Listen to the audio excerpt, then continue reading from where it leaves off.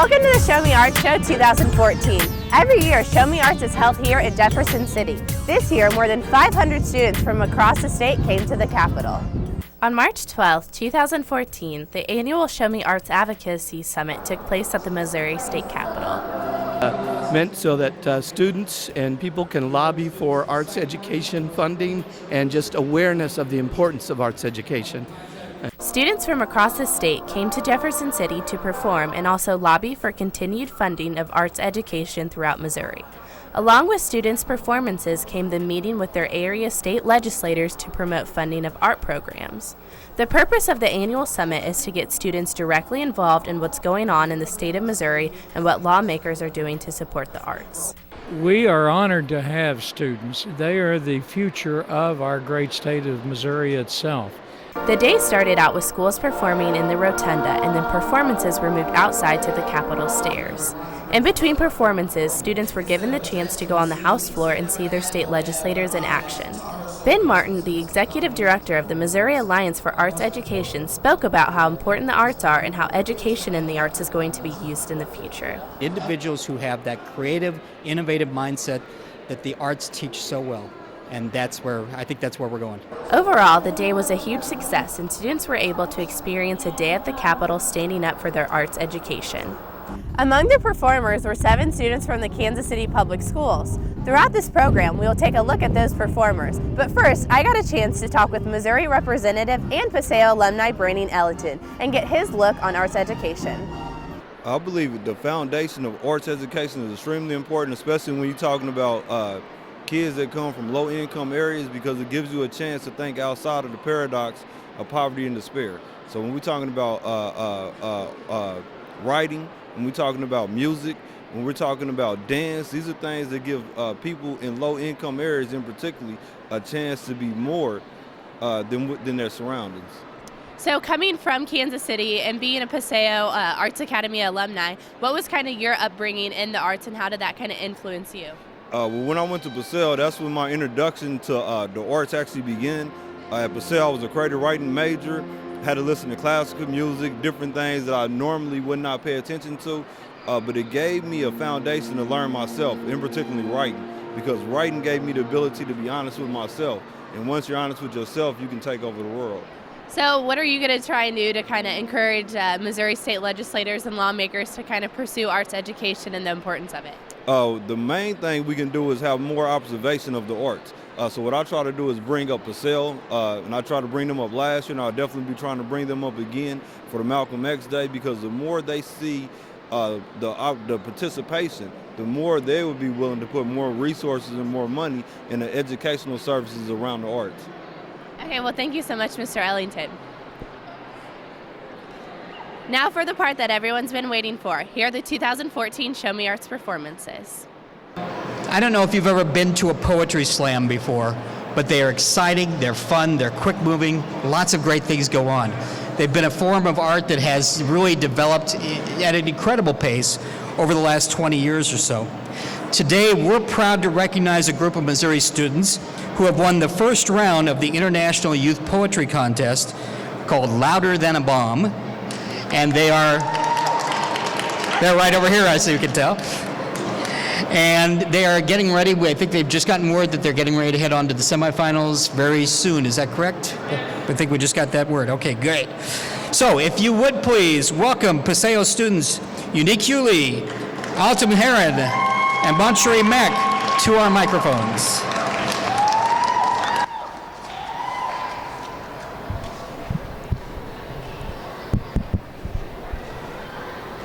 How y'all doing? You need loud. Loud. Okay, this is called Omnipresence. Hello? Is this God? Oh, I'm sorry, Gandhi. See, I've been meaning to call on God, and I've tried, but there's just too many names in the phone book under God. And no, there's no YC, because I've been living a life of blasphemy, which fastens me into a universal debate where they're asking me, blasting me with questions such as, How do you know God exists? How do you know there's an almighty good and not the almighty opposite? Instead of waiting for an apocalypse, I went searching for what would soon be my greatest accomplishment. Scour 7 continents in less than an hour to find the most dominant fortune teller to tell of the almighty power. But no, she doesn't know. She just foretold of a future of money, brides, and Karma Sutra. But I'm not chasing money or brides. I'm trying to find gods that carry rods that part 7 seas. So I swim 7 seas in search of a priest to tell me of the almighty position. Started studying Christians, then my iPhone turned into a time machine that took me back to the Inquisition. That's 1492. Christians, men of God, ordered any child, man or woman, to convert or die under the name of God. So I started studying the Quran, but I didn't have to go so far back in time to find out that this history is filled with a bunch of hate and power, where the weak scoured and fall to their destruction like 2 twin towers, like 2 twin towers, like 2 twin towers. Under the name of Allah, so like sci-fi, I powered up my time machine and journeyed back to the beginning of time, past the building of pyramids, which I seen them moving bricks with their minds, past the dinosaur who sat crying, cause he knew his time was up, cause he actually believed the homeless dinosaur standing on the corner intoxicated with drugs. Past the past, we went a lasting crash, my time machine exploded in one motion, the Big Bang. That created a poet, that created this poem. See, God is a poet, writing down conflict and resolution, past and future, and we are students of a God poet that encourages us to do it. So no matter the ethnicity, Christianity, or Islamic race, today we are of the same faith. Today we are a race of poets, and no matter you walk out here number 1 or number 4, I want to know that you know, I want to know that you know. Hello? Oh, it's God. I've been calling on you. I've been searching for you. Is it really you? Thank you all.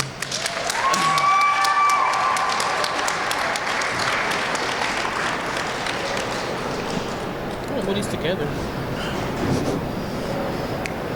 1. Sedated. 2. Paralyzed. 3.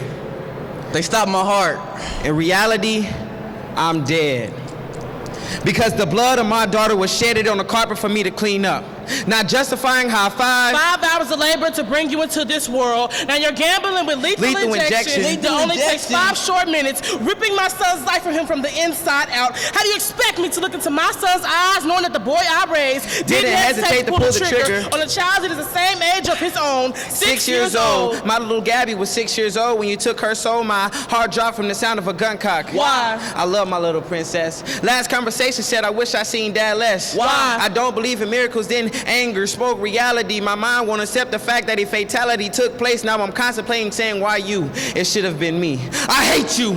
You took my daughter's soul. If I had the chance to kill to be killed, I would kill to be killed for you, Gabby. It's not like I put the gun in her head, mama. Intentions was never to leave her dead, mama, but instead, mama. But instead, what? Push came to shove and I was shoving. Bullets busted, leaving nothing but little Gabby stuck under the bed. Mama, tell Gabby's dad I'm sorry. I don't forgive you. I'm sorry. I'm the mother of a murderer. I'm the father of the murdered. Now lay me down to sleep. I pray the Lord my soul to keep. And if I should die before I wake, I pray the Lord my soul to take. How dare you think God got your back? There ain't no place in heaven for a murderer. My conscience is constantly telling me to respond back, but before the judge sentenced you to death, I found out you had a 6-year-old daughter. How what kind of parent leaves his child up late at night? As we sit in this room of death. As I sit in the room of death. As we sit in the room of my death. My son kept telling me he had something to get off his chest that would lead him to prison or to death. I didn't know that would come in the same check. More discipline, maybe my son would have listened. If I checked on my daughter, she would still be alive. As we sit in this room of death arguing and screaming, I can't justify how they're about to put my son to death. I didn't even see that they injected the first 3. Sedated. 2. Paralyzed. 1. They killed my son.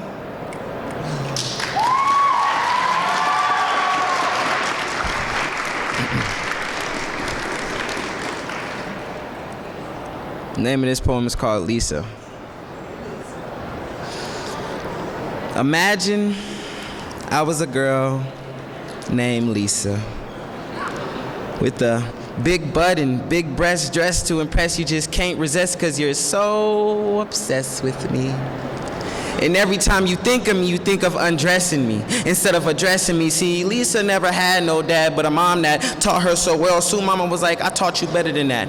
You think you so grown? See, Lisa got caught making loud moans on one Saturday afternoon, and grandma was like, no, Lisa, please don't grow up so soon. And Lisa like, It's my body, it's my mind.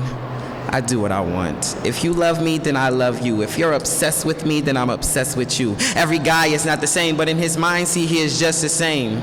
See, if you bow down and pray for me, then I will bow down and praise you. 1 + 1 = 2. And mama was like, you so premature, you don't even know if love is even true. If you get hurt in these streets, it's not you, it's me. I don't want you to do the same. But Lisa didn't listen. She was in a hospital bed with a cold flu and didn't know what to do or why she was in that room, but the doctor knew. And when the doctor came in shaking his head, Lisa couldn't believe what the doctor had just said. See, it all started from a guy named Ted laying in the bed telling her to spread them legs, and the same guy she was so obsessed with didn't want to have nothing to do with her. He was so obsessed with the fact that he hit her first and didn't know he left little Lisa with a cold little curse. See, they say it's a blessing from God to have a baby.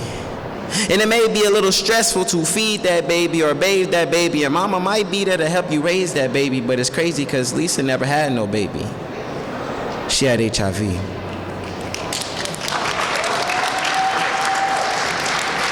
We're gonna bow.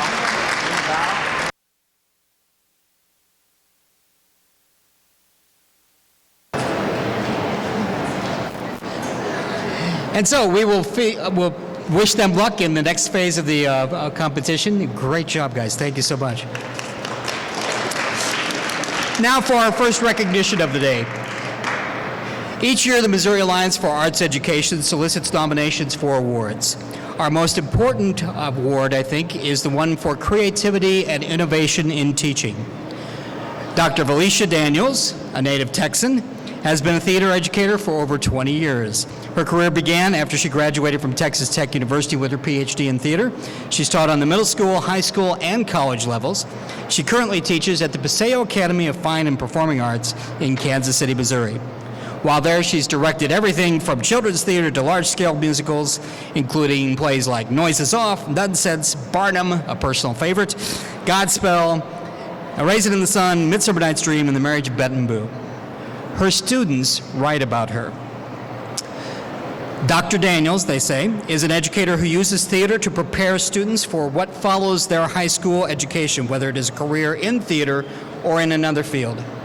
She strives for excellence and believes that students who take theater courses can greatly benefit from the collaborative nature of their programs, which can not only provide them with an artistic outlet, but also develop their communication skills, self-esteem, appreciation of dramatic literature, and their understanding of history and diverse cultures.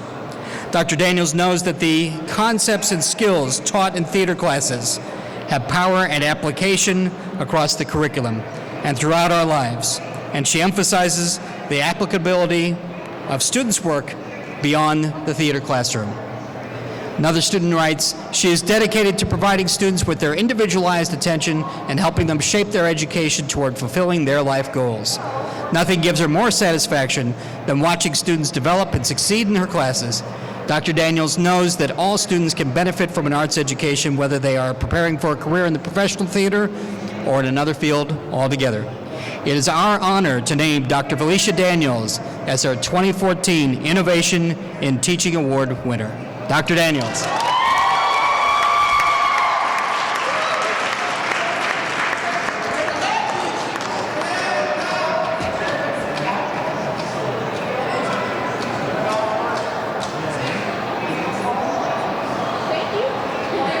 She says thank you.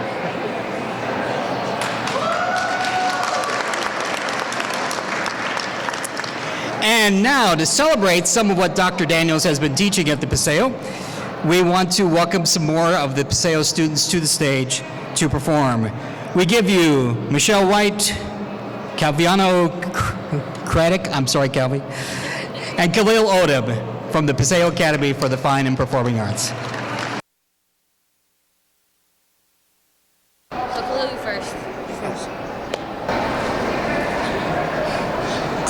My monologue is from Ever After, the character of Emmett. Well, a long time ago, there was a curse placed on me, and I was turned into a frog. I had to be kissed by a princess in order to turn back into a man. Here's the thing, everyone thinks I was. Turns out she was only half princess, so now excuse me. So now I'm slowly turning back into a frog. All the other princesses, like Cinderella and Snow White, they're already married now. I haven't found anyone yet to kiss me. Like a fellow and famous amphibian once said, it's not easy being green. Sometimes it's frustrating. Folks, I gotta tell you, living in the swamp isn't all a bed of slime. It can get rough out there. Sure, there was some good times of being a frog, like all those wild Saturday nights. I invited the gang over and we danced all night long. Now that crowd knew how to get down in the mud and party. Thank you.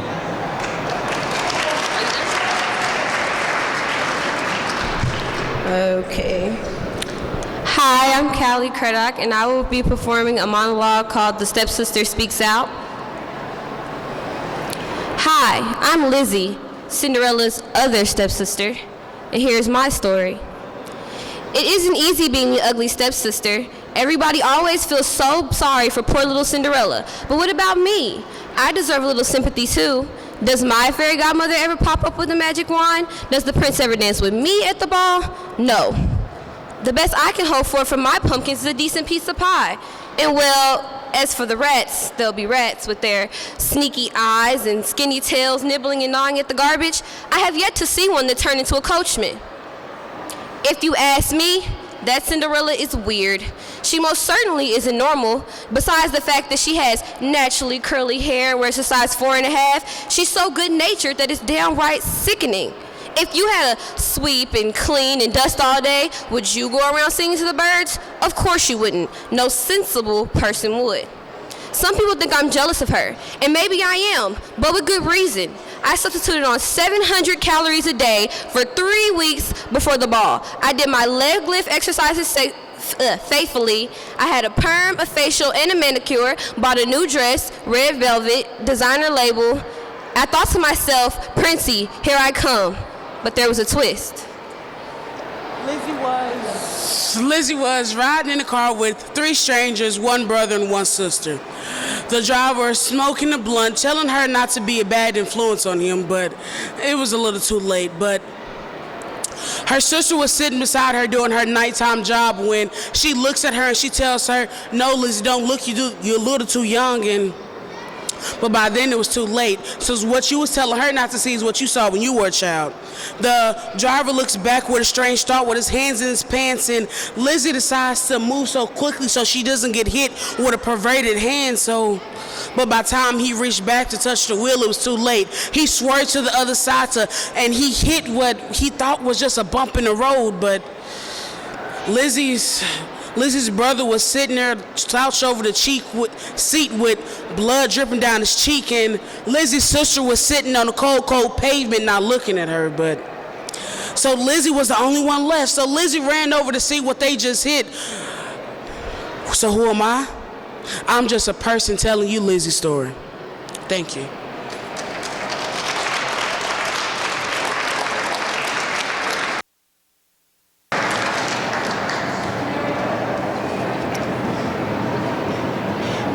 Each year, the Paseo, along with hundreds of schools around the country, enters the English-Speaking Union's Shakespeare Performance Contest. This national contest allows each school in a city with an English-Speaking Union branch the chance to send 1 student to the regional finals sponsored by that individual branch. For over 30 years now, the Kansas City branch, which is represented back here at this table by Mr. Jeff Stabel, has been sponsoring this contest as part of their mission to use the English language as a tool to create better understanding among people throughout the world. This year's winner is also a Paseo student. McKenna Lockhart will now give us her winning performance of both the role of Phoebe from As You Like It, and she'll also let us hear sonnet number 24 from William Shakespeare. Is it that one? Okay. Sorry guys, my voice is a little gone, but I'm gonna try, okay? I think not that I love him, though I ask for him. 'Tis but a peevish boy, yet he talks well. But what care I for words yet? Words do well when he that speaks them pleases those that hear. 'Tis a pretty youth, not very pretty, But sure, he's proud, yet his pride becomes him. He'll make a proper man. The best thing in him is his complexion. And no faster did his tongue make offense than his eye did heal it up. He's not very tall, yet for his years he's tall. His like is but so-so, and yet 'tis well. There was a pretty redness in his lip, a little riper and more lusty red than that mixed in his cheek. 'Twas just the difference between a dusty rose and a mingled damask. There be some women, Silvius, had they marked him in parcels as I had, or would have gone so near as to fall in love with him. Oh, but not I. No, for my part, I love him not, nor hate him not. But I have more cause to hate him than to love him. For what had he to chide at me? He called my eyes black and my hair black. And now I am remember scorned at me. But that's all one. Omittance is no coittance. I shall write him a very taunting letter, and thou shalt bear it for me. Wilt thou, Silvius?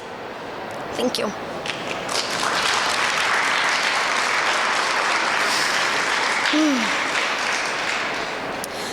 Mine eye hath played the painter, and steeled thy beauty's form in table of my heart. My body is the frame wherein 'tis held, and perspective, it is best painter's art. For through the painter must you see his skill, to find where your true image pictured lies, that in my bosom shop is hanging still, that hath his windows glazed with thine eyes. Now see what good turns eyes, for eyes have done. Mine eyes have drawn thy shape, and thine for me are windows to my breast, through which the sun delights to peep, to gaze therein on thee. But eyes, this cunning want to grace their art, they see but what is on the outside, know not the heart. Thank you.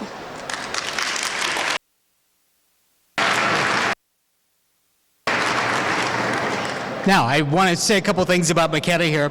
She is now, as the winner of the Kansas City branch, going to be able to go to the national contest in New York City and compete against branches from around the country. I think there are 60 some odd branches that will have contestants there. And so Makeda's there, all expenses paid, so she doesn't have to worry about a thing.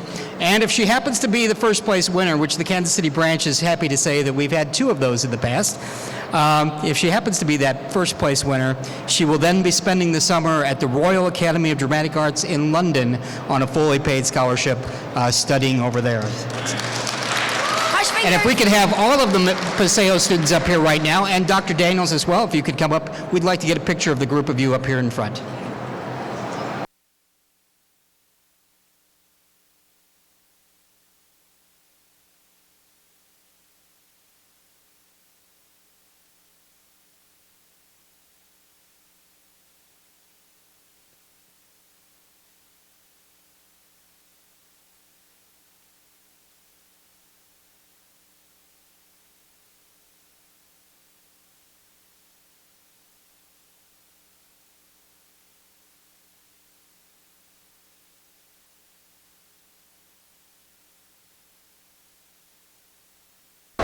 Test.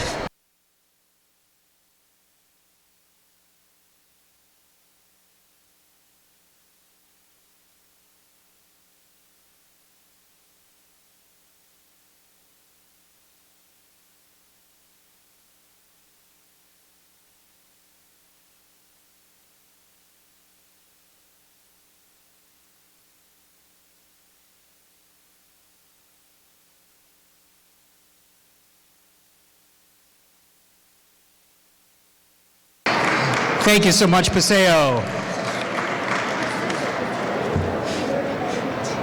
Paseo's been one of our most loyal supporters for this program, and I think they've performed 3 years in a row now, students from Paseo. So thanks so much. Thanks for joining us, and also a big thanks to our production crew, Craig Bradley and Diane Keeler. Remember to keep supporting the arts and have a great day. My poem was about, well, it was called Omnipresence, but to me, it was more about self-realization than anything, because like I've been studying a lot of philosophers and moral teachers, and like they say if we in an aeon of self-realization, and to make a poem about God meant to me there's so many gods, I want to find the right one. And on my search to finding the right one, I felt like I found out that we are more gods than these things we make up in our head anyway. So that's what my poem about. And I have a poem called Lisa. And the moral of this, basically this story is kind of telling a story about my friend Jasmine. And I use Lisa for another name for her. And basically this whole story, this whole poem is kind of telling how it all kind of went down. How she was like, she didn't want to like obey her mom, and she was out on the streets doing different things with guys and different things with like people that she wasn't really supposed to be associated with, and her family kind of wanted her to stop, but she didn't want to really listen. She thought that, you know, the world kind of revolved around her and that nothing would really happen because she kind of thought that she knew everything, but she didn't really. And I don't know the name of a guy who actually gave it to her, but I know that I just used a guy named Ted or whatever to kind of put a focal point, and she basically caught HIV from sleeping around with other people, and her mom actually thought she was pregnant because she was like sick and stuff, so, but she really kind of had HIV, and I mean, she's still living today, but yeah. My poem was about a girl named Lizzie. I wrote this poem because every time I see on the news, I always hear something about a little kid dying or somebody dying or someone's family dying, leaving a little girl. But this time I wrote it because this girl, her name was Morgan, and she was the only one left in the car. She was riding with her brother and her sister. And when they was riding, and when they was riding together, her brother's friend had tried to molest her. And when he tried to molest her, he actually got into a car wreck. When he got into the car wreck, it left her brother dead, her sister dead, and her father dead. Well, this poem is about a little girl named Gabby who was up late night watching TV, and a guy, well, randomly kind of came to rob the house or whatever, and accidentally killed his daughter, like killed a man's daughter, and like the guy, yeah, it was an accident. And so like the guy kind of like really wanted to apologize for it, and he wanted forgiveness for it, but he got sentenced to death row, and his mother was kind of like blaming herself and whatever, and the father is like, you know, he wants the revenge, but he doesn't believe in kind of like, you know, getting equal with odds or whatever. So my role in this whole poem is being the father, and I'm kind of like focusing on like, you know, where was I at the time? I wish I was there, because, you know, who wants to lose their daughter? And my role in the poem was I was blaming myself and my son for putting himself in this situation. I didn't understand why he would do that. I started to go into maybe if I would have disciplined him more or something like that, and how I can't look into his eyes anymore. I just don't understand why he would go and kill someone, and now I have to look at him die, and I don't think that that's right. And towards the end, the last line is they killed my son, and it's just like, I can't believe we're even in this situation. And he's letting me know that it was an accident, he didn't mean to. And you know, in the poem, he has a daughter that's the same age as the girl that he killed. And now it's just like, I don't understand how he could ever do this. And I'm just going through those type of emotions and just letting him know, like, I don't understand why he would do this. My role in the play is the killer. I'm the murderer, and I had to go from a perspective of being in jail for some years or months or years already, knowing I'm on death row and trying to forgive myself for killing his son.